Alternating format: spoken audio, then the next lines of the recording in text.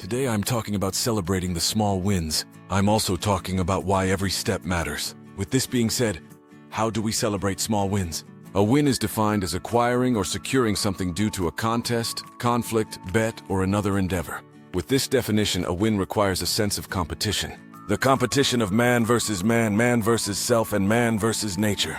Now the question is, how do we compete? To answer that question, we must ask one more crucial question. What are we competing in? This question is crucial because every competition event is different from each other. Every competition event is an art form of its own. This is why we need to study and know everything we need to know about an art form that we want to win in.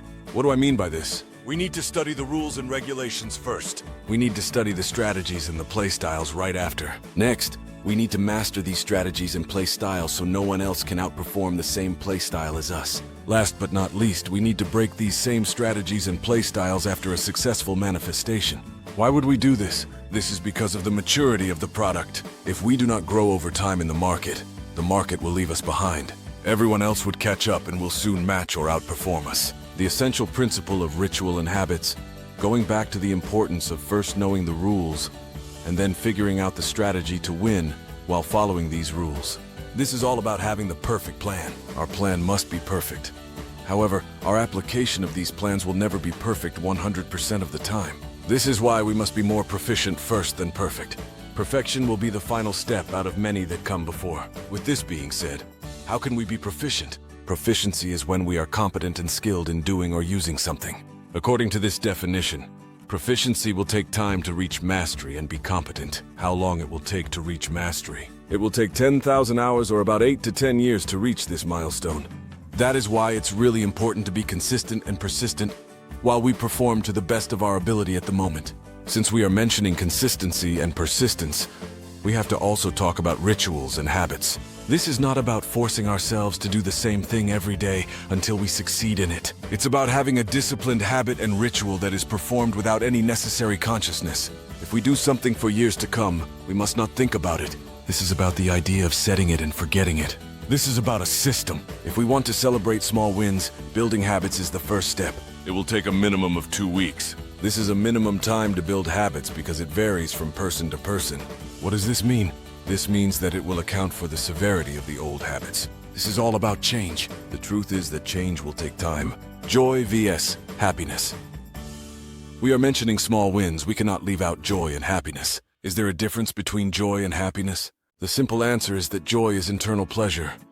Meanwhile, happiness is external pleasure. Happiness depends on other people, places, or things. This means that if the environment is not as wanted and not at its best, people will suffer for some time. This is why joy is in the moment, while happiness is in the future. With this understanding, we need to employ the principle of celebrating small wins if we want to change our lives. The truth is that joy and happiness are some of the most impactful emotions in the human mind. The reason why it's so impactful is because joy and happiness can go both ways in life. It can make or break our lives. This is all about the philosophy of being purposeful in our everyday life. The purpose is something set up as an object or end to be attained. For people to be joyful and happy, they must find their true purpose. There is a slogan that I have learned in the military. We need to train to maintain. Why does this definition matter? As I mentioned before, happiness is meant to be in the future. This means that it is logical to say that happiness is our destination in life. There's also the saying, live happily ever after, at the end of every fairy tale. This is what many people will think. However, many adults will know that this is far from the end. The reality is that passing away is the only real destination in life. Every other destination is either a distraction or a preparation for this destination in life. Now, if we go back to the idea of purpose, everyone will have one out of the 2 purposes in life. These 2 purposes are freedom and power. Every other purpose is in fact not a purpose but an art form. If this is very hard to understand, this is a follow-up to the idea. Find a job you love, and you'll never work a day in your life. An art form is only the foundation of being purposeful. If we want to not only be stuck in the foundation phase, we must know how to invest in our lives. Investment is an act of devoting time, effort, or energy to a particular undertaking with the expectation of a worthwhile result. With this definition being said, the investment of time, effort, and energy will come down to the return on investment of time, money, and connection. These returns will not be given but rather gain. Time doesn't heal all wounds. This is only part of the full truth. If you build the right path at the beginning of time, you will let go of the wounds over time. This is why we must take control of our lives. We must be a builder rather than a consumer. Because of marketing, we are being influenced by the manipulation of our five senses, the use of words, the use of attraction through the eyes, and much more. These influences are actually distracting us from our true purpose. As mentioned, our true purpose is to gain freedom or power. We need to know how they manipulate our five senses to counteract or use them for ourselves. This is the underrated development of freedom and power. It is the change that we can achieve in the present moment with less time and a high rate of return. There are many ways we can perform this development. We can meditate in nature, write in a journal, or read books. We are also recommended to avoid using social media because of all the advertisements and influences that it's made for. I think that social media is not too bad as an entertainment device, however, it will only stay as that. We need to have a balance in life and not doom scroll. When we get rid of the five senses manipulation distraction, we will create the framework. With these frameworks, we can grow it more and more over time. This is a true sense of satisfaction, the joy of personal record. When we are working toward our purpose and goal every day, we will improve by 1% every day. Even before that, we should be proud of ourselves that we are showing up and putting in that work every day, creating habits that we can be consistent for years and decades to come. This is what discipline is all about. On the internet, there is a conflict between the principle of motivation and discipline.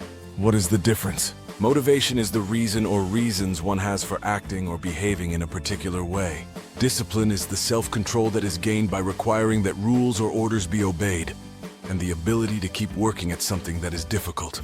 With this being mentioned, I will declare that discipline will need mental toughness, the ability to continue and say no to all the odds and distractions. Here is the thing. We must know that mental toughness will take time. For us to reach this time, we need to have a reason to keep going. This is where motivation thrives the most. The motivation to say no to one path so their true path can open up in life. We have to use motivation for burnout. First and foremost, what is burnout? Burnout is a state of emotional, mental, and often physical exhaustion brought on by prolonged or repeated stress. Though it's most often caused by problems at work, it can also appear in other areas of life, such as parenting, caretaking, or romantic relationships. With this definition being mentioned, there are only two ways to get rid of stress. We need relaxation or joyfulness. We can relax with meditation, but we also have the state of mindfulness. This is also known as the flow state. Now, what about joyfulness? This is all about the joy of personal record. A personal record, PR, refers to an individual's best performance in a specific exercise or workout. When our PR increases, we will be joyful that we are moving the needle. PR does not have to be all about fitness, although it will be all about investments. Because in life, many investments give us the purpose of continuing. These investments will make you healthier, wealthier, and wiser every day. This is how you will grow and be great in the future. Healthier, wealthier, and wiser. We have to be healthier, wealthier, and wiser every day. If we can achieve these standards and be able to celebrate the small wins from this is what purposeful living is all about. This is how we can also build the future resources of time, money, and connection. With this being mentioned, how can we be healthier, wealthier, and wiser every day? One simple answer is that we have to be active. We have to be active with our mind, body, and soul every day. I will now talk about each of the categories of mind, body, and soul. Let's start with the mind. There are only two types of thinking for any human being. These are the tactical and technical thinking. What is the difference between these two? Tactical thinking is the critical decision made at the moment that will affect the battle. Meanwhile, technical thinking is the long-term strategy plans that aim to win the war. We can lose many battles and still be able to win the war. However, the damage cannot be undone. There will be setbacks and we will lose many resources and manpower. We will have to trade one resource for another resource if this ever happens. This is why we must gain knowledge and experience. As a leader in any field, we must be a generalist by becoming proficient with many crucial skills for the chosen field. And even in life, if you are not proficient, you will end up trying to fill in the holes that will be made along the way. Now, how can we be proficient? First, pick a skill to learn. After that, you must listen, read, and then apply. Last but not least, repeat the process. Next, why do we need to keep an active body every day? If we keep an active body, we have the potential to enhance our capability to be healthier and wealthier.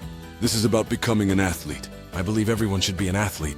We must find a sport that we will dominate in. After we have found one, we must compete to be the best as much as possible. This includes all the knowledge, experience, and practice needed to succeed. Every athlete will also need to be in the weight room and the track to improve their strength and endurance time over time. This will lead us to the next chapter of adaptation and thrive. Adaptation and thrive.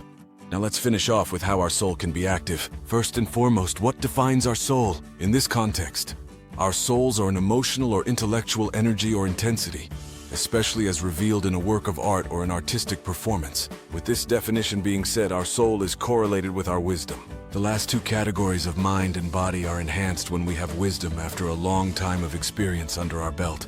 Notice how I didn't mention being smart because I believe wisdom is more essential than smartness. I believe being smart is more external, but wisdom is more internal. Of course, we can also talk about our intellectual quotient, IQ for short. However, most people will have an average IQ. Only the selected few are gifted. This is why we should not only rely on how smart we are. The reality is that being smart is about how fast you can learn and analyze information input. That is the reason why the term SMART is used as a systematic, organized technique. SMART stands for specific, measurable, achievable, relevant, and time-bound. With this principle being mentioned, all of the categories are related to time. It's about how much time it takes for proficiency. This should be the only information we should know about SMART. It is about setting and forgetting it. If you tested out your IQ point and know it is low, don't feel sorry for yourself, but rather just move on and keep on learning. This is where wisdom will take over. There is one piece of wisdom that every successful person always believes in and falls back on. This piece of wisdom is never to give up easily. This is about the principle of adaptation and thrive. We will adapt over time if we preserve our passion and soul in our work. If we can perform like this, we also tend to seek out knowledge and advice on how to improve our work so we can be a better competitor than the last time we showed up. There are 6 aspects of life. These 6 aspects are physical health, work and career prosperity, spiritual wellness, mental strength, wealth and money satisfaction, and last but not least, family and relationship. All of these aspects are different from each other. However, they do have something in common. Every aspect of life requires adaptation. What is adaptation? Adaptation is when we have to adjust to environmental conditions. We must change with the environment as it will change over time. It is unavoidable.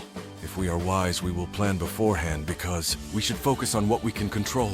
Now what about our thrive? After we plan our work, we will need to work on our plan. This is what thrive is all about.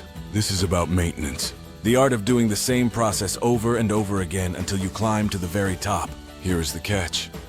The truth is that climbing to the top is impossible to reach. We must climb high and then look back at the amazing view we have made for ourselves.